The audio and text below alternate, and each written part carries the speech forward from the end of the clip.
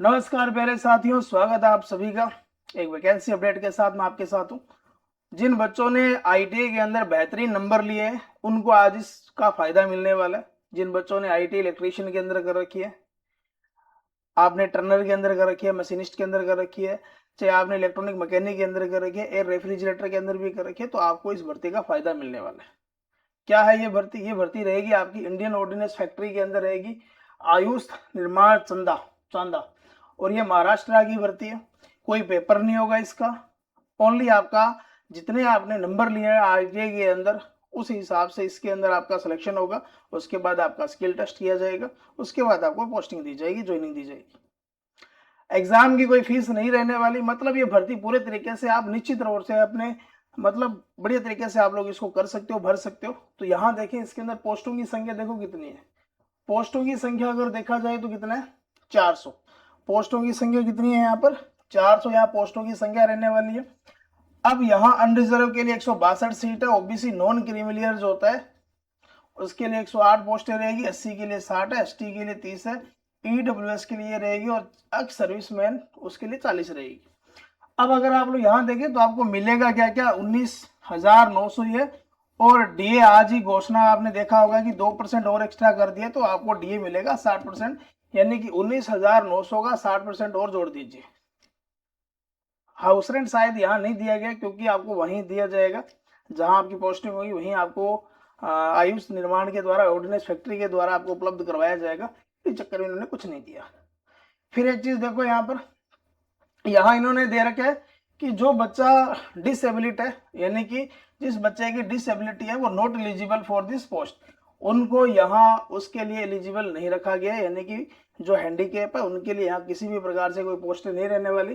फिर एक चीज और लिखा है कि वैकेंसी को हम लोग क्या कर सकते हैं? इंक्रीज भी कर सकते हैं, डिक्रीज भी कर सकते हैं। जो ऑर्डिनेंस फैक्ट्री चंदा की क्या रहेगी, चांदा की क्या रहेगी, रिक्वायरमेंट रहेगी। अब यहाँ देखो आप लोगों की क्वालिफिकेशन देखो क्या क्या है। क्वालिफिकेशन अगर आप लोग देखें तो देखो आईटी होनी चाहिए आप लोगों के पास, अप्रेंटिस हो सकती है, ठीक है। अब इन्होंने देखो कि ट्रेड कौन कौन सी है, देखो अटेंडेंट, ऑपरेटर, केमिकल प्लांट, ठीक है। जैसे अभी आपने कुछ दिन पहले देखा होगा कि जो एमपी के अंदर ऑर्डिनेंस फैक्ट्री थी वहां पोस्टें आई थी, उसी हिसाब से यहाँ सारी पोस्टें रहने वाली है, ट्रेड रहने वाली है। तो आईएमसीपी, एमएमसीपी, एलएसीपी, ये रहा। फिटर रह गया आपका, मशीनिस्ट रह गया, टर्नर हो गया, सीट मेटल वर्कर हो गया, इलेक्ट्रीशियन हो गया, इलेक्ट्रॉनिक मशीनिस्ट मैकेनिक हो गया, वॉइलर अटेंडेंट हो गया, मैकेनिक इंडस्ट्रियल इलेक्ट्रॉनिक्स हो गया, refrigerator and air conditioning machine mechanic हो गया। तो पोस्टों की संख्या काफी ज्यादा है, ट्रेड की संख्या भी ज्यादा है यहाँ पर।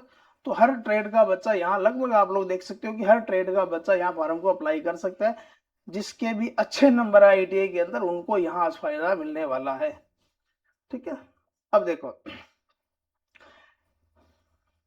ये आपका इसका एड्रेस है। इस एड्रेस को थोड़ा सा ध्यान में रखना, क्योंकि आपको यहीं उसको पोस्ट करना पड़ेगा। क्योंकि और इसके बाद में देखो यहाँ आपको जो एज लिमिट क्या रखी गई है, 18 से 40 साल रखी गई है, ठीक है। और यहाँ 5 साल की एससी एसटी को छूट मिलने वाली है। ओबीसी जो नॉन क्रिमिनल है उनको 3 साल की। और फिर आपको एक सर्विस में जितने साल उन्होंने सर्विस किया प्लस 3 साल उनको एक्स्ट्रा दिया जाएगा। तो यहाँ एज लिमिट 40 साल है, बहुत ज्यादा होती है 40 साल तो। और आईटीआई वाले बच्चों के लिए तो वैसे भी 40 साल बहुत एक बड़ा नंबर है। अगर आपके पास इस उम्र तक भी अगर आप नौकरी नहीं लगते तो फिर थोड़ी दुख की बात है। तो मतलब ये है कि यहाँ लमसम अगर आप लोग देखें तो अंडर 25-30 के अंडर ज्यादा बच्चे यहाँ देखने को ज्यादा मिलेंगे। उसके बाद में देखो आपको अप्लाई कैसे करना है। इन्होंने ये दिया है कि कैंडिडेट जो आप लोग चाहते हो कि फॉर्म भरने वाला वो डाउनलोड करेगा, उसका प्रिंट निकालेगा, फिर एप्लीकेशन फॉर्म को करना है प्रिंट। प्रिंट निकालने के बाद आप उसके अंदर क्या करोगे? ब्लॉक लेटर के अंदर, यानी कि बड़े अक्षरों के अंदर आपको क्या करना है? फॉर्म को फिल करना है, ठीक है। तो ये आपका रहेगा यहाँ पर subscripted application for the post of tenure based DBW personal on contract basis. तो ये आपका रहेगा। यहाँ आपको इस एड्रेस पर आपको क्या करना है? यहाँ पर उसको भेजना है, ठीक है। और यहाँ आपके देखो इस एप्लीकेशन फॉर्म के या जो नोटिफिकेशन आपका है उसके 21 दिन तक आपको समय दिया गया लास्ट डेट। तो आप लोग स्पीड पोस्ट कर सकते हो, बाय पोस्ट कर सकते हो, आप लोग हैंड बाय हैंड भी जाकर इसको जमा करवा सकते हो, ठीक है। उसके बाद में देखो इसके अंदर एक फॉर्म दिया गया आपको, मोड ऑफ सिलेक्शन आपको देखो यहाँ क्या दिया गया, आप लोगों का जो सिलेक्शन होगा वो होगा marks score in the NCTVT and NSE and trade test practice test only in the order of merit. यानी कि पहले आपका क्या होगा कि छंटाई की जाएगी नंबर के आधार पर, उसके बाद आपका एक ट्रेड टेस्ट होगा, उसके बाद आपकी कट ऑफ निकाली जाएगी, ठीक है।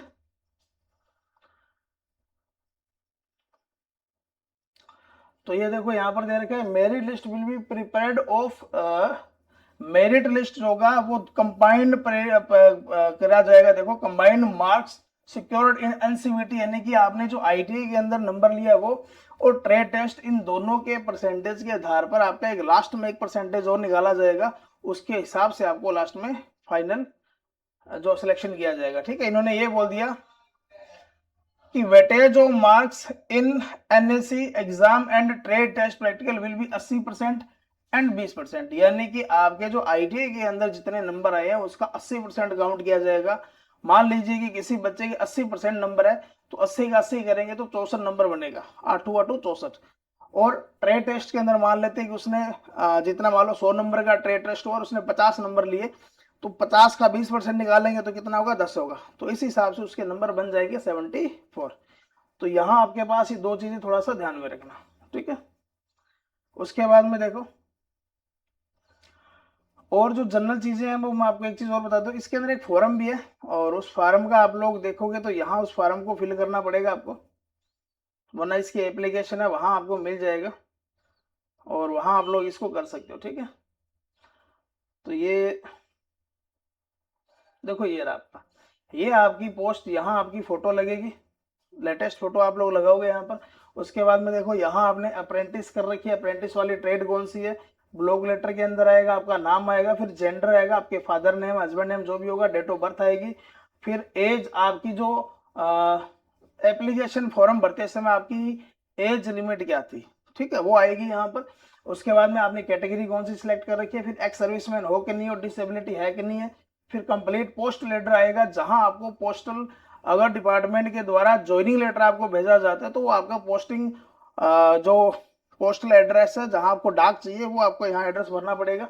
मोबाइल नंबर आ सकता है, मोबाइल नंबर देना पड़ेगा आपको, ईमेल आईडी होगी, ठीक है। फिर आपको आइडेंटिफाई मार्क्स देना पड़ेगा, बॉडी के अंदर कोई भी ऐसा पार्ट जहां आपको लगे कि यहाँ मेरे ये निशान है तो आप लोग यहाँ अपने निशान देने। फिर आपको मीडियम का टेस्ट क्या रखा जाएगा वो,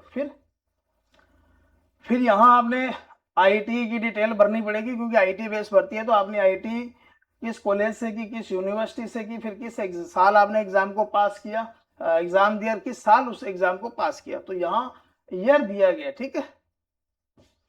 और फिर यहाँ देखो इन्होंने फिर IIT की अलग से और दे दी, देखो ये आपका यहाँ क्वालिफिकेशन ये दे दिया इन्होंने 10th का, सॉरी यहाँ 10th की क्वालिफिकेशन आएगी और यहाँ आपका NCVT का आएगा, ठीक है। अगर अप्रेंटिस कर रखिए तो अप्रेंटिस की डिटेल यहाँ आएगी, और अगर कोई वर्तमान के अंदर कोई गवर्नमेंट सर्विस के अंदर है तो वो जिस डिपार्टमेंट के अंदर एम्प्लॉय है तो उसका यहाँ आएगा, यहाँ कंपनी की डिटेल आ जाएगी, डेजिग्नेशन यानी कि पद आ जाएगा, फिर किस टाइम से किस टाइम तक थे, नेचर ऑफ ड्यूटी आपका काम क्या था वो आपको यहाँ डिटेल में देनी पड़ेगी।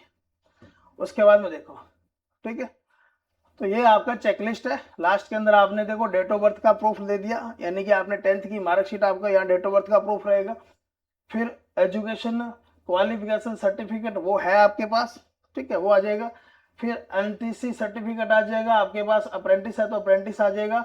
फिर apprentice certificate of ordnance factory, अगर आपने अप्रेंटिस ऑर्डिनेंस फैक्ट्री में कर रखी है तो उसका आ जाएगा यहाँ पर, ठीक है। एक्सपीरियंस अगर है तो अगर आपने लगाया तो वो आ जाएगा। फिर आपके पास देखो एक्सपीरियंस तो उसी का ही आएगा जिसने पहले से किसी कंपनी के अंदर या किसी जगह काम किया तो उसका आएगा यहाँ पर, बाकी का नहीं आएगा।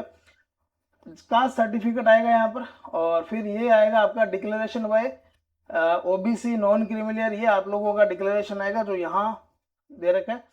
फिर यहाँ आपने डॉक्यूमेंट जितने भी आपने सेल्फ टेस्टेड कर दिए कि नहीं कर दिए, जैसे यहाँ दे रखा है तो वो आएगा यहाँ पर। फिर 2 कॉपी फोटोग्राफ की आएगी, एक आपका 1 post pasted on application form इसके ऊपर लगेगा, दूसरा इसने दे रखे extra photo name and date should be written on the back side of the photo, यानी कि जो फोटो आप लोग एक साथ में और डालोगे उसके पीछे आपका नाम, डेट ऑफ बर्थ होनी चाहिए, ठीक है।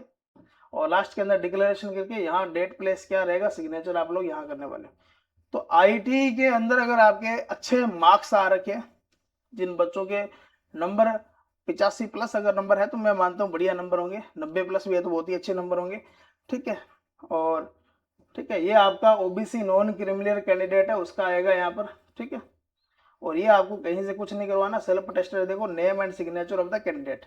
तो ये आप लोग अपना नाम भरेंगे, किस फादर, आपका फादर नेम आ जाएगा, रेजिडेंस आ जाएगा, सिटी आ जाएगी, डिस्ट्रिक्ट आ जाएगी, स्टेट आ जाएगी, और कम्युनिटी यानी कि आपकी कास्ट क्या है वो आ जाएगा यहाँ पर, ठीक है। तो ये आप लोगों के लिए आ रहेगा, ठीक है। और एक्स सर्विसमैन अगर है, सिविल एक्स सर्विसमैन, उसके लिए ये रहेगा। तो मोटा मोटा अगर मैं मानूं तो आप लोग जो बच्चे जिनकी आईटी के अंदर अच्छे नंबर आए हैं उनके लिए बेहतरीन पोस्ट है, बेहतरीन वैकेंसी है। और अगर आप लोग बेरोजगार हो तो उससे बढ़िया ये मौका क्या हो सकता है कि अगर आपने आईटी में जमकर मेहनत की है तो आज अगर आपको यहाँ कुछ मिल रहा है तो अच्छी बात है। तो मिलेंगे नए सेशन के अंदर, तब तक के लिए धन्यवाद।